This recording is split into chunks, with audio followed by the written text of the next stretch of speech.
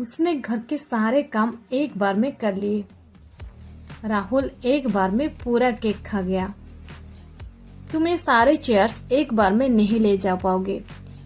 Guys, इस प्रकार की सेंटेंसेस को हम हमारे डे टू डे लाइफ में बहुत यूज करते हैं। इस प्रकार के सेंटेंसेस को हम इंग्लिश में कैसे कहेंगे, इसके लिए कौन से स्ट्रक्चर के यूज करेंगे, आज की इस वीडियो में हम सीखने वाले हैं। आपने नोटिस किए होंगे इन सभी सेंटेंसेस में एक चीज कॉमन है, वो है एक बार में। एक बार में इसके लिए हम इंग्लिश में लिखते हैं at one go. At one go. आप चाहे तो इन वन गो का भी यूज कर सकते हैं, आपका सेंटेंस रॉन्ग नहीं होगा। एक बार में के लिए आपको एट या फिर इन का यूज कर देनी है। ओके, सो चलिए इसका कंप्लीट स्ट्रक्चर देख लेते हैं। स्ट्रक्चर में पहले आपको यूज करना पड़ेगा कंप्लीट सेंटेंस, इसके बाद आपको यूज कर देने एट वन गो या फिर इन वन गो। चलिए कुछ एग्जांपल्स लेते हैं ताकि आपको ये स्ट्रक्चर और भी अच्छे से क्लियर हो जाए। उसने घर के सारे काम एक बार में कर लिए। She did all the house chores in one go. She did all the house chores in one go.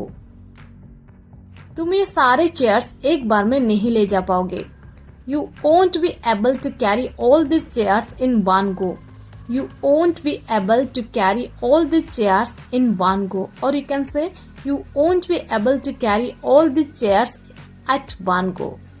You won't be able to carry all the chairs at one go.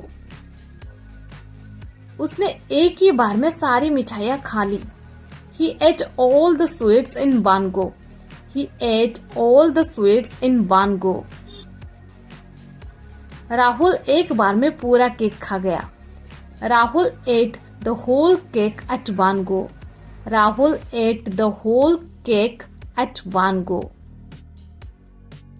ये दवा तुम्हें एक बार में लेना है। You have to take this medicine in one go. You have to take this medicine in one go.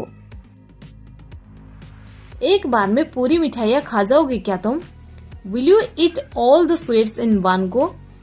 Will you eat all the sweets in one go?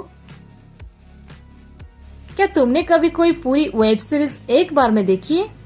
Have you ever watched an entire web series in one go? Have you ever watched an entire web series in one go?